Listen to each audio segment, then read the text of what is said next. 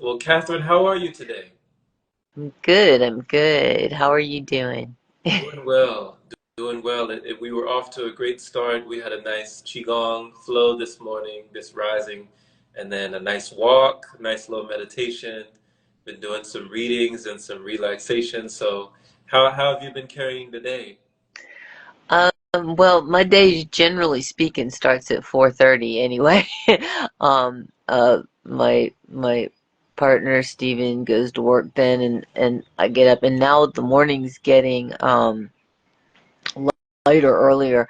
I do my meditation and my practice then, and the minute the sun's up, I have a lot of animals. Everybody wants to be fed. So we do that, and then it's kind of neat right now.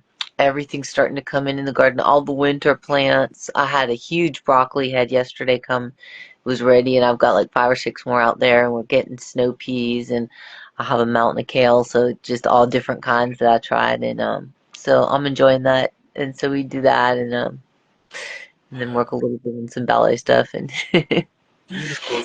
So you have a garden, you have things you're growing, you have also, you said so many animals. When you say a lot of animals, what do you mean by that, Catherine? so. So we have, at this point, we have 3 dogs. I have a puppy who just joined us. I've had my two. I have one, my old man over there. He's a Shunka. He's 11 years old. We have had him a long time. And then I've got Lady, who's his companion. And then we took in a little puppy recently.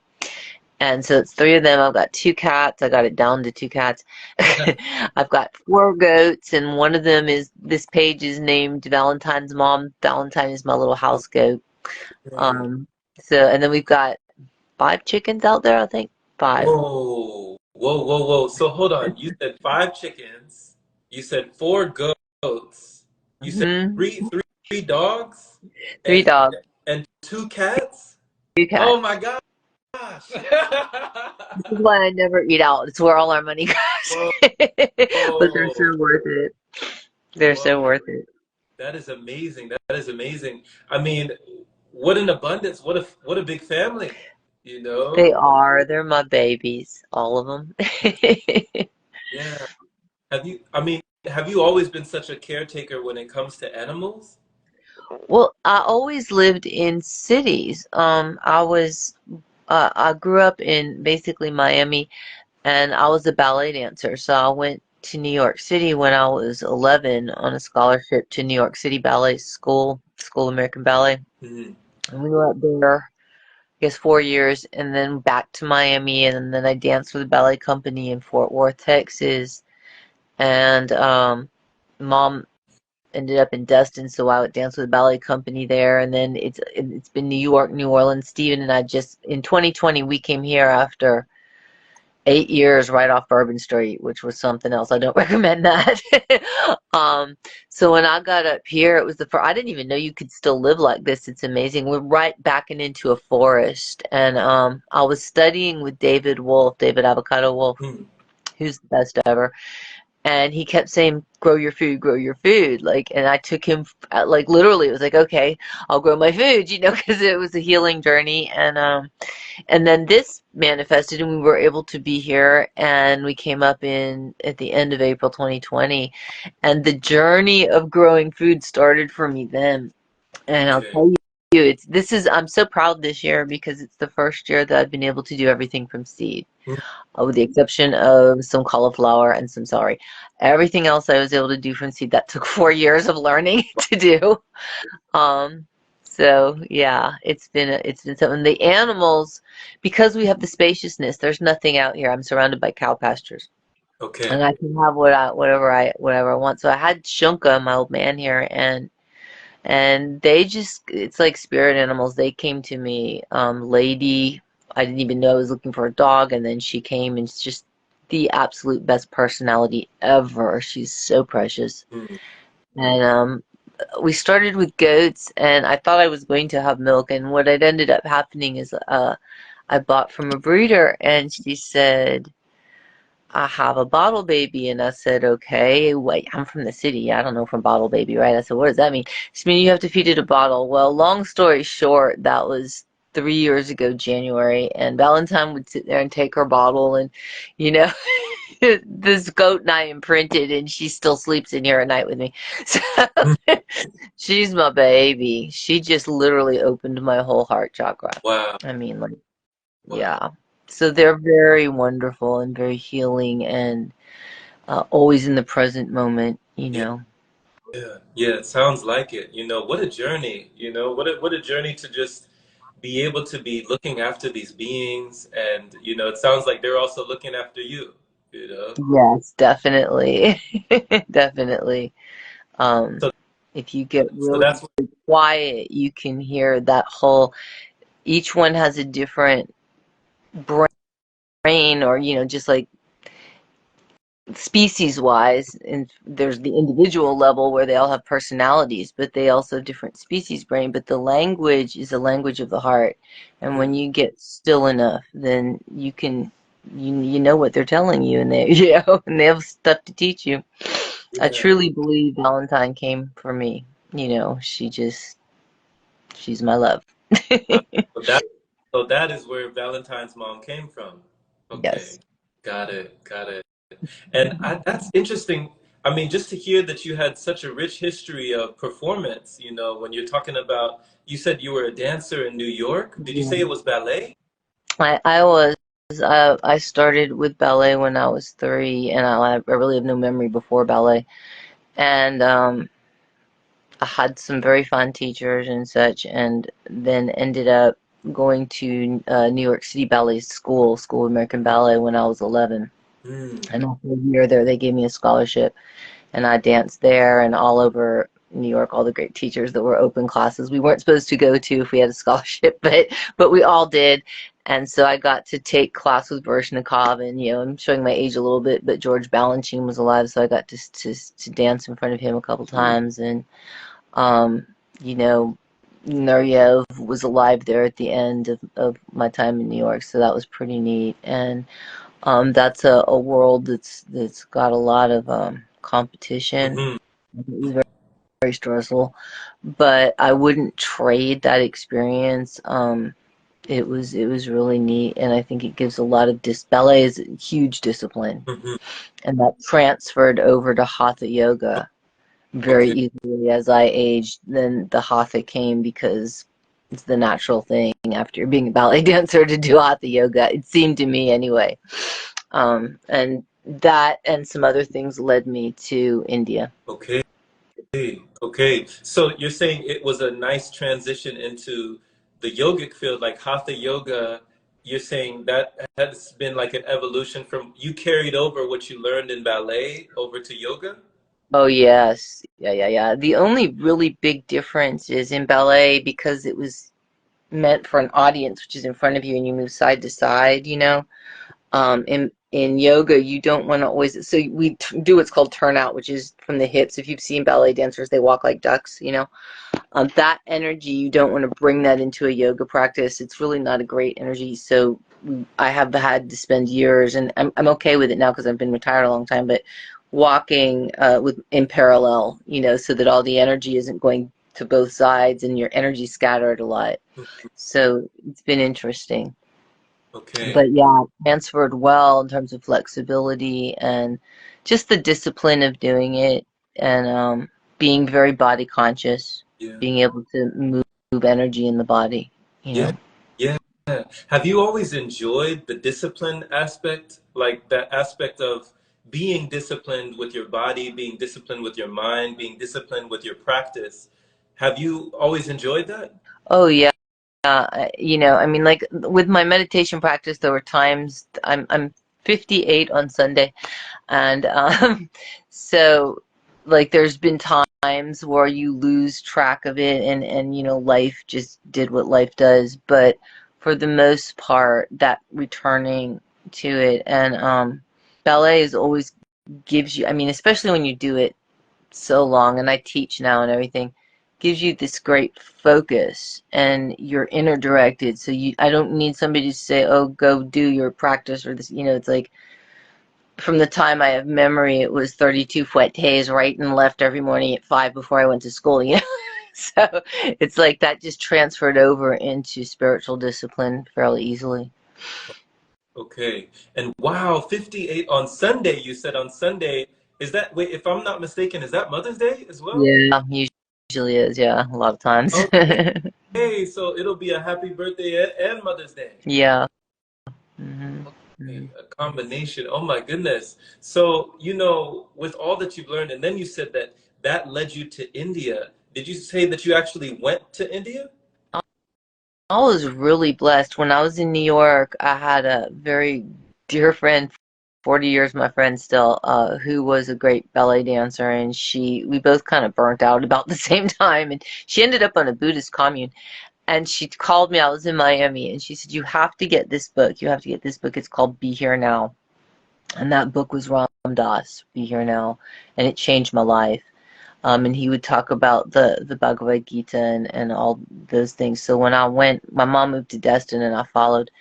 I was there, and not too long after I got there, I was blessed to meet a man who would eventually become my teacher. He's an American, but he's a Swami, which is a renunciate.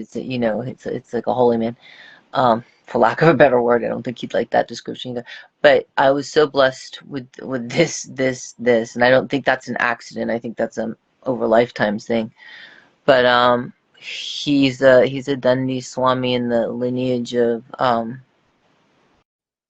it's Advaita Vedanta and which is non-dualism, and he did actually I had a tendency to whine a bit, and, and Swamiji brought me to paid to take me to India, and I got to go to Rishikesh and study 6 weeks with him there, and he took me up straight up.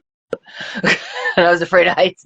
Straight up 6,000 feet to a place called Tarkeshwar, where there was a little Shiva temple there that was within our lineage of tradition, and I was able to look out at the Himalayan mountains where the snow peaks are, and through all that time I was also just graced with being able to study with him, which was amazing.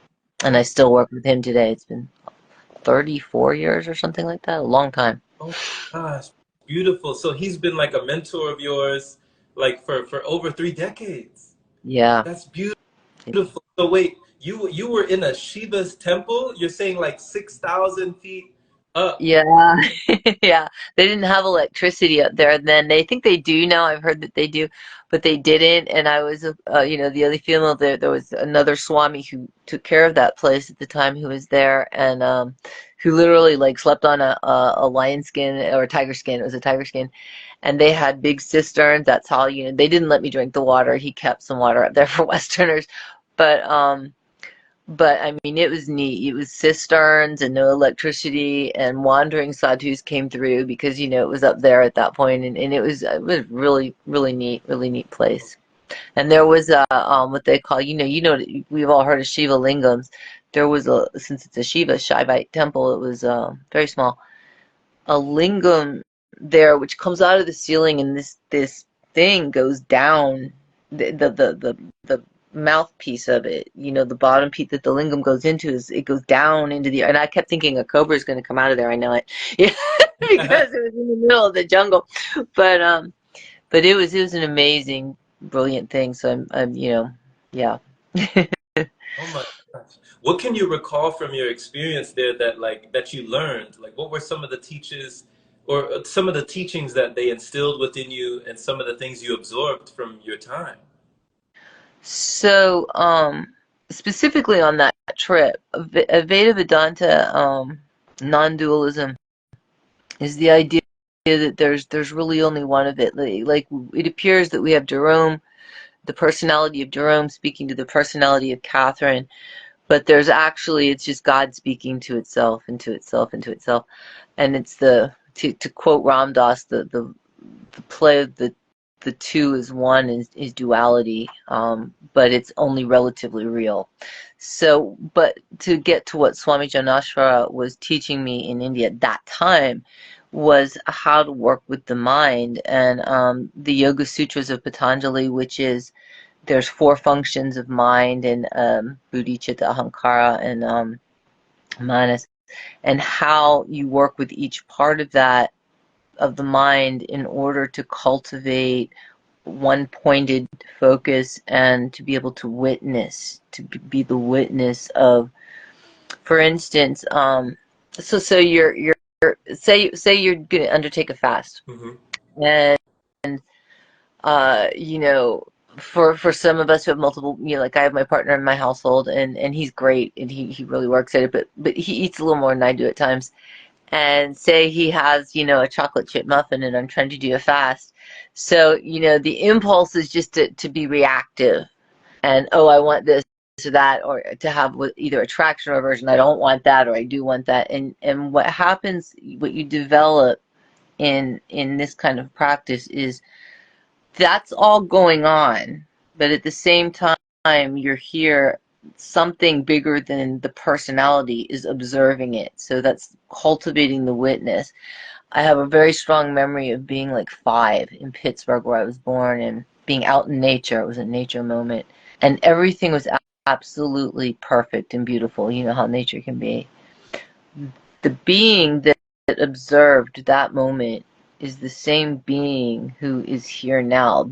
It was timeless. There was no time. There's no, all the trauma, drama of the last 50 something years has no effect on that. Whatever that is, it's always present. And I cannot prove it, but I suspect that if you drop your body, that probably goes on, but not necessarily the personality, but the observer, the witness. So it was working with ideas like that. Wow, wow, this is deep. This is deep. So the observer goes on and the witness goes on. Like the witness remains, you're saying. Yeah, yeah. So, a large part of non-dualism is what they call the Tripura, the 3 cities. So you have waking state. I can give you the Sanskrit, but we won't do that because it's just, yeah, it's too complicated. You have the waking state. You have, and I'm going to do the Sanskrit just to be more accurate. There's Vaishnavara, which is where we are awake. After that, there is a state called Tejas, a realm called Tejas, in which we have dreaming, and people do astral travel and, you know, all the kind of stuff and we dream in there. And then after that, you have Prajna, which is deep sleep. We experience that as deep sleep. Prajna is a realm, we experience deep sleep in that. Have you ever noticed when you've had a really good night's sleep and you wake up and you don't remember being there because you can't take your personality into that realm? But you wake up, and when you're back in the waking state with your personality emerging, you look back and go, oh, I slept really well. Well, the question I would pose is, and that I find interesting, is who knows that? I mean, Katherine wasn't conscious in that state, you know, but something was. And so there's an exercise called Yoga Nidra. This is, you know, it's a yogic practice where you go in and you practice being aware in these states. And then you have the state behind that, which they call Turiya, and that's a whole other thing. But they all exist simultaneously. We just do, the idea of our personality experiences it in different ways, but there's only one. If you think about it, who's watching in deep sleep? The same being that's watching in the waking state, and in non-dualism, that is the actual, we call it Brahman. That is our true identity. Okay, Brahman, Brahman. So is there a difference between like, because I've heard different words like Atman and Brahman. Do they come from the same teachings? So there's say, yes, they do. Well, it depends on your school, but as I understand it, Atman is Brahman. Atman would be the individuated as it comes forward into form. It would be the individuated form of Brahman coming, that'll come through this mind and personality, and then it comes through. You know, it would be the soul. We might call it a soul, maybe, but it actually is Brahman. It's the same. They're one and the same. Wow.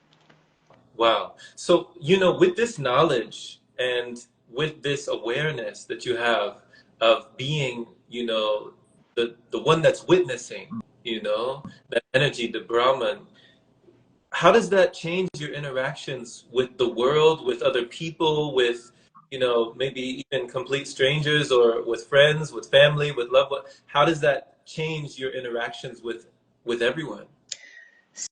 So the interesting thing is the mind, so we have mind and an apparent personality. So as if I forget if I forget to constantly keep awareness of the center of consciousness, then I can, go have dinner with your family. It's an old saying Ram Dass used to have: if you think you're really high and holy, go have dinner with your family. That'll fix it really quick. But you know, with practice, with sadhana, with practice of having your practice where you sit and you do the meditation, and your contemplation where you work with these ideas and your work towards constantly keeping an awareness of the center of consciousness, which we might call Brahman,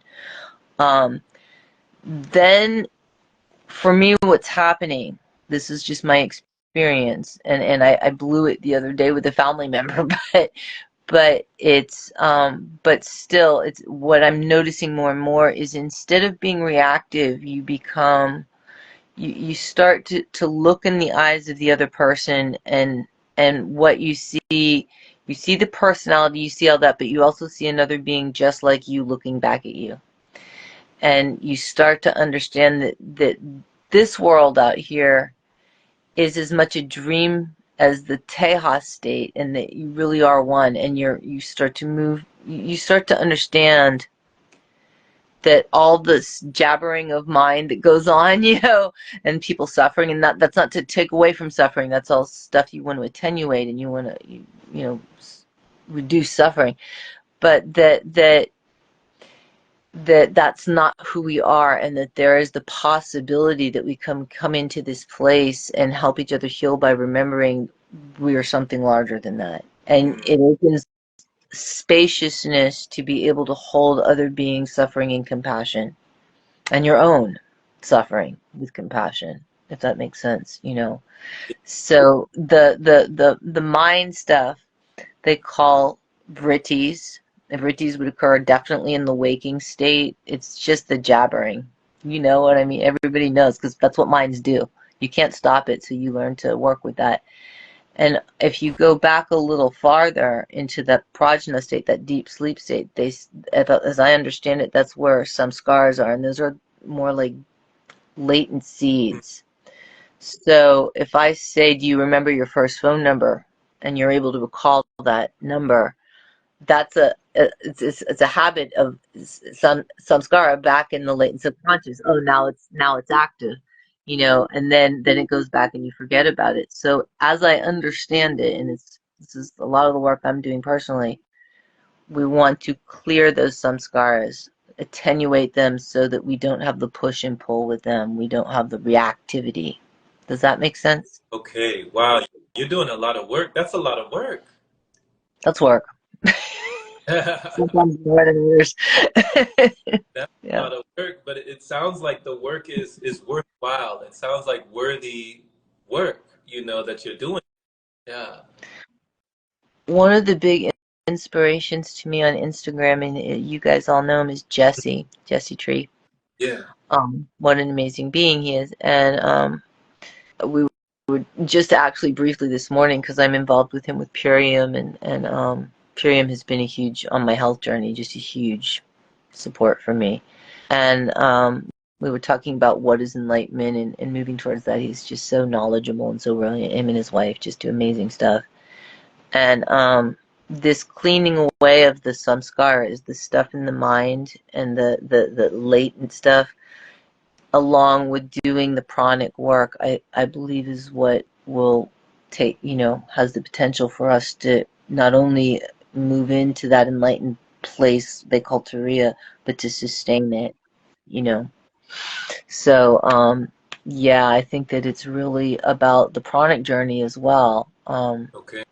Well, Okay. in And thank you for this testimony, Catherine, because, these are things that I was never learning growing up. Like, I've just been introduced to these things very, very new, in just the past few years or so. Like, I've come into just so many people that have been teaching me these things. So I'm so thankful for you sharing your knowledge and your experience of having this awareness, because one of the major, and I guess most predominant fears that people have in the world is the fear of not being here, you know? Like I know you had that book by Ram Dass, that Be Here Now, but so Mhm. many people are so afraid to be here that they can't be here now. Like they can't be here in the present because they have that fear of a future event that, that might happen, might not happen. They don't know what tomorrow will bring, but just that fear of death, that fear of non-existence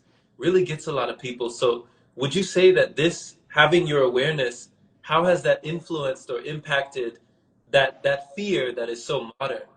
That fear has actually got a name that this is sages years ago. It's called Abhinavesha, and it's particularly speaking to the fear of death, which I recently did a course on Ram Dass. He passed in 2019, and they've got a wonderful The Be Here Now organization did this beautiful course on him. It just finished, and one of the things Ram Dass did was dying centers, to die consciously. How do you die consciously? And to do that, you have to be really present, you know. Um, so to directly respond to the question, for me, I just taught a health thing where, there was like 2 weeks I didn't know if I was going to live or die. And that's when you really lean into your practice. And what's interesting is, like, I found that I was able to, it turned out okay. And after some really difficult treatment, I've had PET scans, and it's gone. But going through all that process was extremely intense, and the thing that kept me present here and now was knowing that I am not my body. If you listen to Ram Dass talk, he first had the experience with psilocybin while he was at Harvard, and like literally this dropped and that, and this different identities, the identities we create, false identities we create. And the only thing, he thought it was he said it's what people would report as a bad trip, but in the end he was left with just, I'm there, literally a voice said to him, who's keeping the store? And it was that witness. It was, and then he realized, oh, that's my true identity. He found it that way, and then went to India and did the other stuff. For me, I'm doing it through the practice and through the teachings, my teachers' teachings, and so forth. And when I had that crisp trip of, oh gee, maybe I may or may not make it through this, I worked a lot on less identifying as this material thing and more identifying as center of consciousness, and upping my meditation and working with what they call dhyana, getting one pointed. And I'm not like my teacher. I haven't been where I can see the whole thing, but knowing it was there made all the difference. And that, I think, if everybody had that presence, our world would be so much more peaceful and loving. And I love how Jesse, who's a big meditator, creates a lot of space, and a very compassionate, so the compassionate heart can be there to support other beings, because we're not as identified with what we're doing or who we're being, or well, I have all these failures and da da da. And I'm not saying I don't get it, because I just had it hit me. I had somebody from the past, and I was like, but it's better, and it doesn't last as long. And I have tools now in terms of understanding reality from a different perspective that support a different response to that. Yeah. Yeah. Thank you for that answer. Thank goodness that you had tools and that you have tools that you're able to use, whenever you're going through tough times. And I mean, I can only imagine, first of all, I can only imagine what a world this would be if everyone had this consciousness, if everyone had that single pointedness, or if everyone had that beingness, to be able to feel themselves on that level and to feel reality on that level. But also, I can only imagine what you were going through when those 2 weeks, you said there were 2 weeks where you just had no idea what was going to happen, or if anything would ever be the same, or if you wouldn't even Yeah. be here. So for you to be able to have that, and it sounds like, correct me if I'm wrong, you weren't clinging on to something. It's almost like you let go of everything. It's like you surrendered. Is that what it was? If if I clung to anything, what I clung to was my sadhana, was my practice. Okay. So you know, like the tradition that I'm so graced to be a part, you know, to have come through. There you have it's a sitting, and you can connect to the breath, and then you know you work with mantras, and I worked a lot, particularly at that time, with bija mantras, which is like single sounds, like Om is the one sound. There's other ones, Kleem, Hreem. There's tons of them, and that there's a whole story of how they came into being. But working with that and to keep the mind as, you know, as focused on that as possible, to be less and less identified with body. And the treatment I underwent was rough too. So like, I was very blessed too that my teacher has, I call her his secretary, and she was there with me, and really stayed with me through a lot of that too, and because she's really really good at it. And so I was so blessed and so graced with that. But to understand we're more than a body. And when you know, I taught death and dying. I taught it at Florida State 30 years ago, and I took it in school. And I've had people that I was the hospice person, where I'm not working with hospice, but as their representative, and you know, I buried a few people. And each time you have that encounter with dying, it's different. And then when you turn the lens on yourself, and it's like, well, it could be me. You know, it's not impossible that this could be that. That's a whole nother level. And I wouldn't choose it, but since it happened and I had to go through it, you know, the lessons that came out of that in terms of consciousness and understanding reality, and from another perspective, are priceless. So I'm grateful for that, you know, from that experience. Wow. Wow. So you even have gratitude for that now. Yeah, I mean, there's no way not to, and at the same time, you know, I wouldn't lay it on anybody to have to do it. You know, I wouldn't have picked to do it, but at the same time, it's like enormous grace came through that. Wow. Wow. What did you find out that that even led up to having that, or to needing to have those treatments? Like what led up to that point? Or were the Mhm. contributing factors that you found? Uh, so ladies, get pap smears, please. I was one of those people that didn't do it, and just do it, because it could have, all of that could have been avoided. So, you know, you're bleeding and stuff like that. I had cervical cancer. I was very blessed that it was contained in the pelvis, and I lived in a place where they had great doctors. I have a degree in, a master's in complementary alternative medicine, but I will tell you, I don't push away if conventional treatment can do something. In that case, they saved my life. You know, it was hard. Um, so if you're a female, just get your just do the pap smear, because all of that could have been avoided. But I was blessed that it was very contained, and after all the treatment, they did a PET scan in February, and on March 7th, they let me know that I was NED, or no evidence of disease. They got it. It was hard though, and it was, you know, all I've spent 5 years up here in the woods, and I'm only going to eat the weeds, and you know, doing that. And then it had to be like, what do you do when you have a whole lot of serious chemicals running through your body and you can't control it? You just have to like allow this process to take place. And what was interesting, because it's hard, it was really hard, that you feel terrible and you're sick, and you know, and just when you start to feel better after a week, they hit you again, and they've got to do it. It worked, so I'm grateful. But your body's just doing all this chaotic stuff, all the stuff I usually like, which is way less food, and you know, cucumber juice and all. I just with the thought of it. And so then you really realize, hey, you know, I'm not this body. That's, you know, that's all just stuff. That's Claish's preferences, that I either, you know, I have an aversion to, you know, chocolate milkshakes from Sonic, but I have an attraction to cucumber juice. Well, you know, they can change your body chemistry, and things change, you know, and all I wanted was bread, and that was it. And I don't even eat bread. And so you start to realize what, and there was a wonderful Indian saint named Ramana Maharshi, who had an exercise, and it's a very non-dualist exercise called neti neti, which means not that, not that. So you know, that's the moment. Boy, there it is here I'm going through this thing. I have no control over this. I'm just getting through it. There's still this point of consciousness. That's who I am. And even though I feel crappy, this body feels crappy. I am not that, nitty nitty, not that, not that, not that, not that. And that's how, that's how I personally got through Wow. it. Wow, amazing. Oh my gosh. What a process on top of the process. You were doing the treatment on top of the treatment. Like you were really going deep, deep, deep Yeah. and releasing everything. Neti, not that, not that. I never heard of that before. And what is your meditation practice like today? Like what do you meditate on the daily?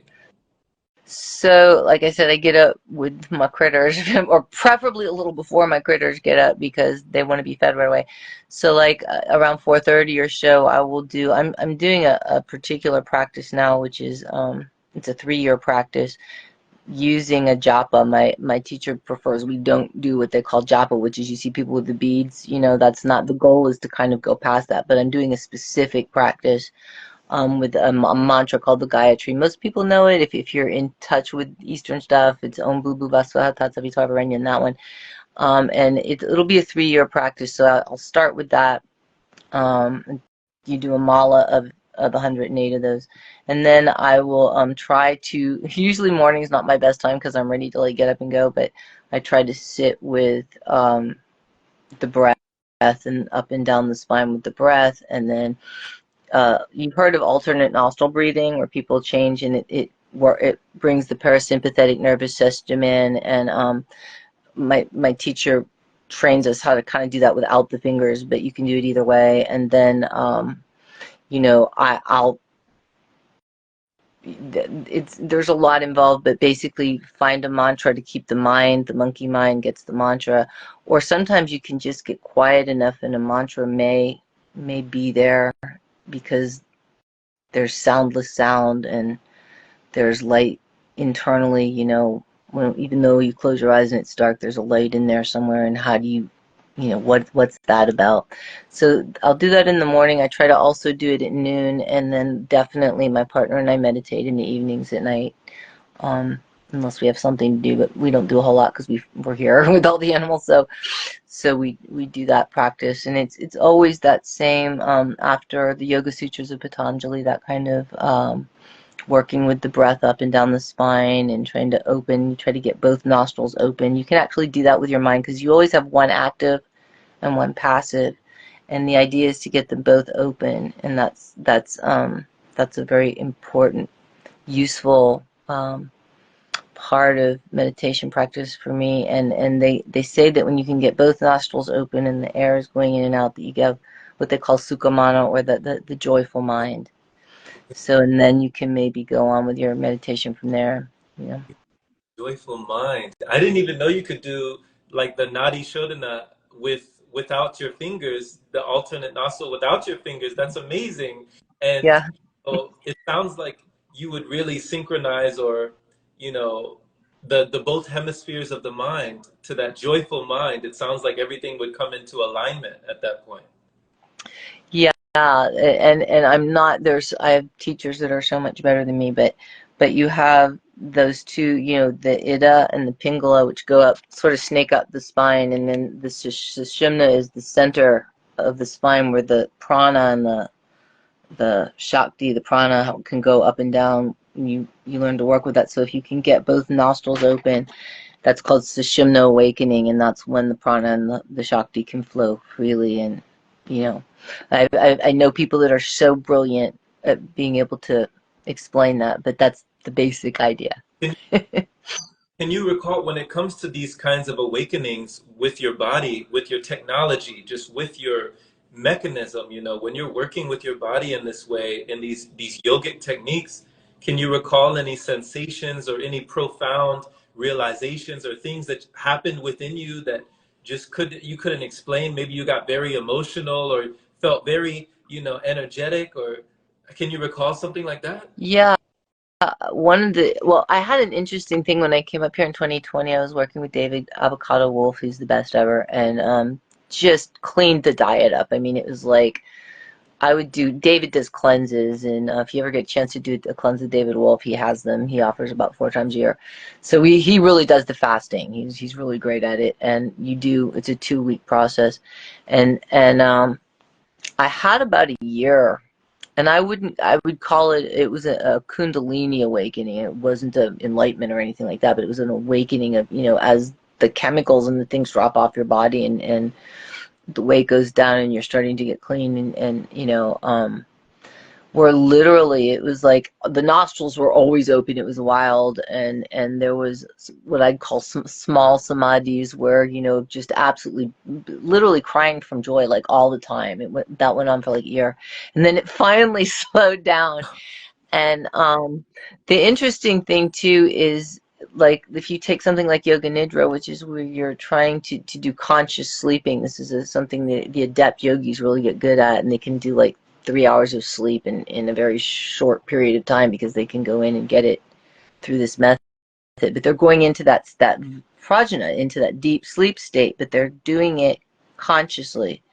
The interesting thing, and I got hung up with this a long time, is, it seems like it's just dark because you can't take your personality in there.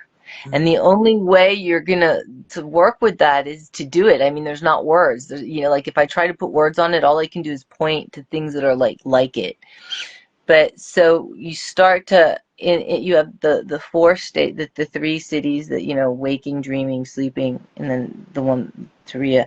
But there's little places in between. There's transition, very small spots where you transition.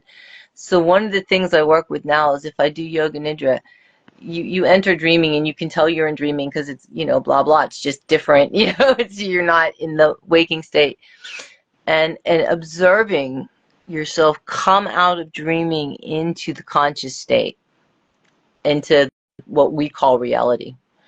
Um, you can actually get where you start to observe it all going on, you and then it's like, well, who's observing? Who's observing that dream, that deep sleep state, and working to identify with that, and that is sadhana, that's practice, that's yoga. That's what, if I understand it, that's how I understand what yoga is about, which means union, which is you're trying to bring back the union with your true self, the Wow. shakti, Wow.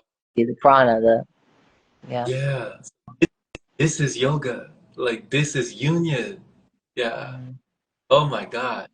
So expansive. When you're talking about these things, and like you said before, this is a lot of work. Not only, you know, physiologically, but physically, mentally, spiritually, emotionally. You're having a lot of releases, you're having a lot of realizations, you're having a lot of things that are happening with you. Would you say that this is like, with people searching for like the meaning in life, would you say this is where you find meaning in life? Like the purpose of life is to find mastery in these areas? Oh, definitely. I think that's the whole reason we have a human birth. And Jesse Tree talks about this too. I've heard him talk about, like, the purpose of the whole birth is to get into enlightenment and then to bring the compassionate heart. Jesse's a Buddhist, so he'll talk about the Bodhisattva, where you come back and you support it. A form comes, you come back in form consciously. You can. There's stories of yogis who can, once they've been able to become enlightened in Hit-Turiya, they can actually choose the body they come into as consciously. But I wouldn't know about that. But I think it is. I think this is the purpose, and I think that's why I'm so drawn to the pranic journey. I am amazed at how much work you did with Elatom, Elamine, and I'm really dying to get to read your book, um, because I think that it's all, that's the purpose. That's why we're here. We come in and we think our purpose is to be wage slaves, and I certainly fell into that for a long time, not knowing that's not what I was supposed to do. But I don't think that's what it's about. I think this is it. This is, it's remembering our true identity. Yeah. Regard Yeah. No, all done as dreams.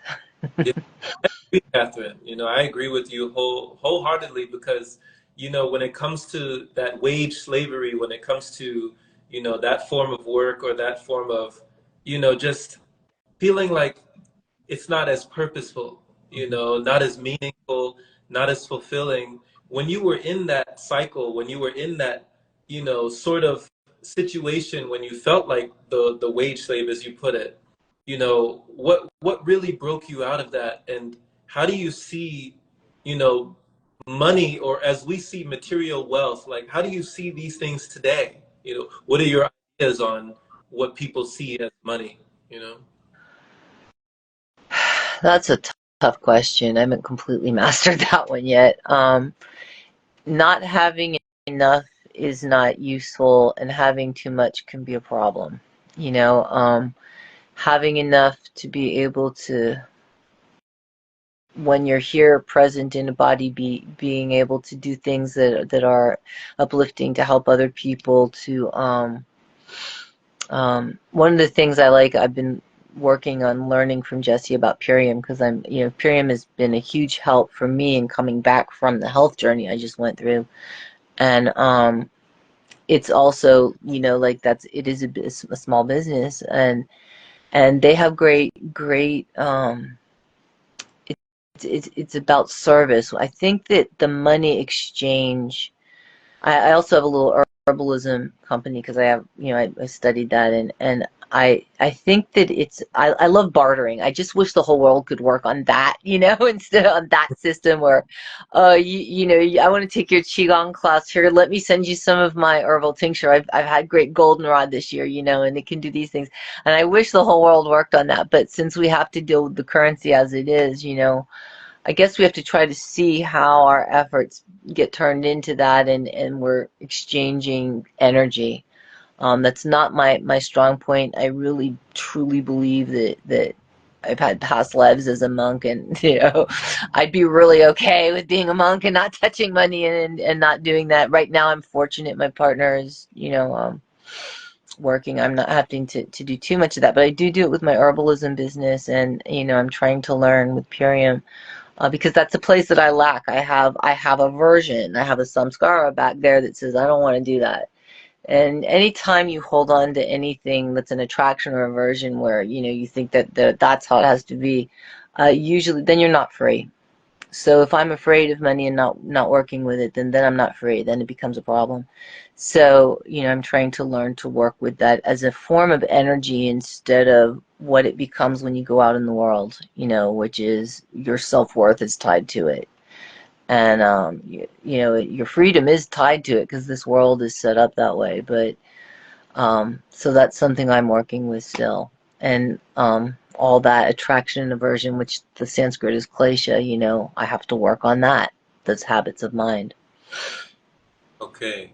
Thank you for your honesty, your full transparency, Catherine, like, because it is, a touchy subject for a lot of people, and it is, very challenging to work with just the philosophy, just the ideas that are so conflicting when we all have different, thoughts on what it is, where it comes from, how to gain it, how to maintain it, how to sustain it, or, or some of us shame it, so it's like it's interesting that you say like too little is of no use, but you said too much could be a problem. I like how you say that. Yeah, yeah. Wow. So, with like you said before, five chickens, four goats, three dogs, two cats. Where do you feel like you and your husband, like, where do you get all the energy to take care of all of these animals and yourselves as well? Like, to do all of these practices, to work on yourself the way that you do so intensely, but also being a caretaker for so many beings. Where do you get all the energy? I have the best partner ever. Steven he's really quiet and super. Just we're starting 14 years together this month, so I'm really blessed by him. He works all day, and then when he gets back, he helps. There's some things I can't do. I do most of it here, because like it's, I guess you could call us a little mini farm. We're super vegan, so my animals are, like, I'm not doing goats for milk. I don't breed them. Enough goats need help as it is. Um, but I mean, the way when you get into, like, it's gonna steal David Wolf, the holy flow. I feel like the animals are a part of my sadhana, my work on myself. If an animal's having a bad day and I'm being assy towards him, I'm looking at a specific dog hair, that's telling me about my state, about where I'm at and where my work is. For the most part, most days, like we get into a flow, chickens kind of have their own world back there, but even the goats, like we all kind of get in a flow and work together. The only thing is the feeding everybody can be, it takes more money than we're pretty much paycheck to paycheck. So, that's a challenge. But my dogs, I'm actually working on getting my dogs vegan because they are in fact omnivores. Not everybody agrees with that, but it is what it is. I can't make a cat vegan for love nor money. It's not going to happen. So, it's working with everybody else's diet. I have an older dog and I have a new puppy I just brought in. He doesn't want to bother with the puppy. I get it. I'm aging too, and I can understand that it could be a lot on him. So it's like this is my little community. They're my sangha. They're my community, and we all work together. And there's a lot of love in that. Yeah. It feels it. It feels like it. I feel it, you know. I feel it coming from you. And I can imagine just your community, Catherine's community, the Sangha. I like how you said that, you know. This is my Sangha.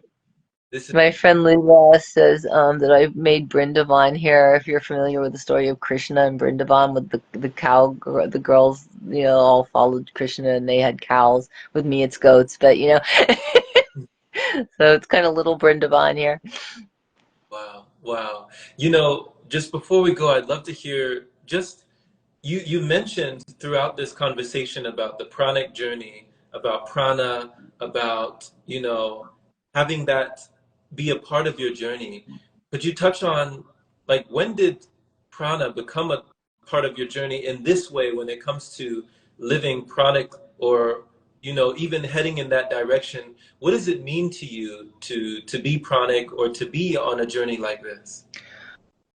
I think that I've always well, since my early 20s, I've known about, like, my teacher had mentioned that there were yogis over in the Himalayan mountains who who, in order to continue their sadhana, in order to have their meditation not be interrupted, would have to just live on light, and that they could do that. They could photosynthesize it.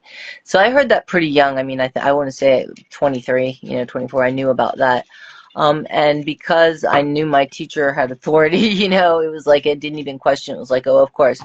But in that instance, like in my mind, that developed as doing that was only useful in service of the meditation. It's to help the meditation and the realization. So I'm doing, I'm in a cave, I'm doing this, I'm doing my thing, and there's not food because it's winter. So they can do that. This is, there's definite lots of recorded, you know, yogis who've done that. Um, Bringing it into practice in my own life probably started with David Wolf because he does long fasts. Um, he does them for health, and he's just, if you know David Wolf, he's the best ever. Like, go find him on Instagram. He's terrific. And I joined a thing he had called Inner Circle, and I started doing his cleanses. And you would start with one meal a day, and the rest liquids. And then you do a week of just liquids, juices, smoothies, and soups. You're allowed that. And then he goes on and does the water fast, and a lot of people do it with him. And it's really interesting to watch, like, because you're in a closed Telegram group, like people are doing the colonics and the enemas and the worms are coming in, like, it's like the cleansing process is real, people. Like, I've seen it, and so you start to realize how that affects consciousness. And I've seen David go like at least 2 weeks with nothing at all. And David travels. He was in Egypt, or he's here or there, and he's flying around, nothing. And he was the first one who brought breatharians to my attention in terms of this kind of chronic journey. So, and then I found Jesse on Instagram, and I brought Jesse to David's attention, and then, so then Elatom, and I'm fascinated with it. I don't know if I'll achieve it this lifetime, but it's certainly something I want to work with. Wow, beautiful, beautiful. Just to have that, like, that you're looking out there towards it. It's interesting that you have people around you that uplift you, that empower you, and that inspire you, you know, that inspire you. People like David Wolf, people like Ellie Tom, people like Jesse. Jesse is such a beautiful soul, and yeah, we've had talks, conversations, and he's played the drums while I played the flute, and we've had, jam sessions with each other, and it's just been awesome to know him. And just, do you have time real quick just for two short things I just wanted to ask right before we leave, Catherine, in when you can look back and reflect on all the things that you've learned over, coming at this stage that you are now, what is something that used to not really be important for you? Like you used to just kind of disregard it and it wasn't really essential, it wasn't really important, but today it is very important. Um, well, practice for one thing. Okay. Doing the sadhana. But I think the other thing that I've had to learn is um, well, watching the ego. If I start to feel like I this or I that or oh, my great ideas, that's not useful to me. Not at this point in my life. And and also the other thing is to be kind to myself and to be loving with other beings, and I'm a little disconnected from the I go out there and go, I'm gonna achieve world. I've done that, been there, done that. I'm in a phase in my life where I just don't want to do that anymore, because it almost kind of killed me. But being gentle, even in meditation, if you're sitting and minds doing what minds do, they think, and instead of, like, if I take Valentine and I have her on a leash and she doesn't want to do something and I yank, she's going to sit down with all her goatee weight and she's not moving. Well, mine does the same thing. So it's learning to be gentle and to keep the open, compassionate heart with oneself and with other beings. Yes. Yes. I love that. Learning to be gentle, that kindness and just compassion, for yourself and others. Like Jesse would tell me that if you don't have compassion for yourself, then it's not complete. Like it's not complete if you don't include yourself in the equation. And so you said something that, it wasn't important, but it is important today. And what is something that was important a long time ago, but actually isn't so important today? Achieving, overachieving, and in that sense, I mean, in the world, I'm like this idea that like I am my job, or I am, or I must be successful, or even being concerned at all what other people are thinking. Like all of that, the whole sort of false identification with something out there instead of going in and finding this inner reality of love and consciousness within. Yeah. I mean, it seems absolutely real, and what I'm learning too is really interesting is it's only relatively real. I'm not saying it's not real, but I'm saying it's only relatively real. The real, I mean, we can wear bodies. There's a story of my teacher is Swami Jananeshwara Bharati. His teacher was Swami Rama. Swami Rama's teacher was a man named Bengali Baba, and there's a story in a book called Living with the Himalayan Masters that Swami Rama wrote, where Swami Rama was really attached to his teacher. He had taken him when he was 3 up into the mountains and all, so that he was like his parent, his everything.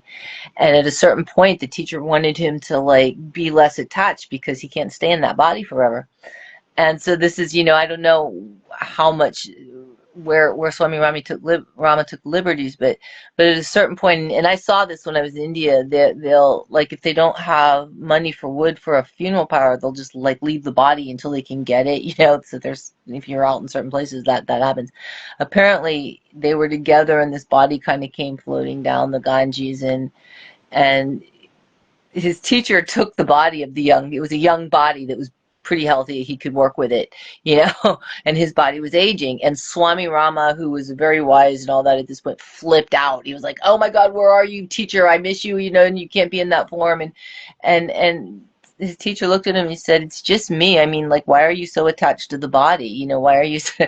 And long story short, he went back into his own body, and because Swami Rama couldn't get it at that point, which I get, because we're very attached to like what we perceive as real, when that's all of that, the accomplishment and the I'm going to be successful, and what do they think? Are they thinking about me? What do you like me? Don't you like me? Oh God, what about all this stuff? Yeah.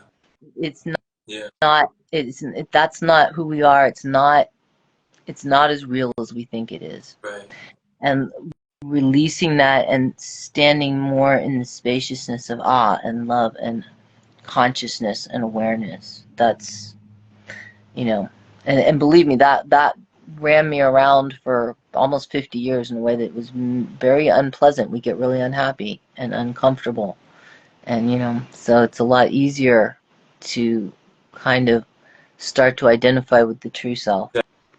Exactly. This is very Yeah, very relatable. So I'm feeling like the lesson, when it comes to finding that middle way would be like not getting so down from criticism, but also not getting so high off of praise, Yes. like Yeah. just approval all around, just approval, not letting the approval sway you one way or the other. Yeah. There's a lot of neat teaching stories about that kind of thing, but I don't know, I've noticed that being a little older has been useful for me personally. Um, in terms of like I don't, and it might just be how things unfolded. It might have nothing to do with age, because I think that there's some people that come in very young and they just know. But that all that drive and all, I mean, like some of it is useful. It's useful in if you're gonna have Ram Dass used to say, you have a body, you may as well take the curriculum.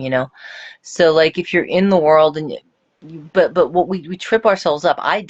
I tripped myself up all the time and didn't end up achieving a lot of the things I needed and wanted to do. And when I start to release attachment to those things, then the holy flow can happen, and the prana flows, and then it just comes together, and you sort of set an intention, it just flows. And that's how, like with the animals, it just flows. It's beautiful, the holy flow. I love it. That's a good wolf, in the holy flow, and it's one of the most brilliant things I ever heard because it's so true. Yeah. You know. Well, Catherine, thank you so much just for coming on. Thank you for sharing your voice with us, for sharing your presence, just for sharing your teachings, for sharing your perspective. You know, it really is refreshing and it's just nourishing. So just thank you. Thank Thank thank you for spending time with me. Awesome. you.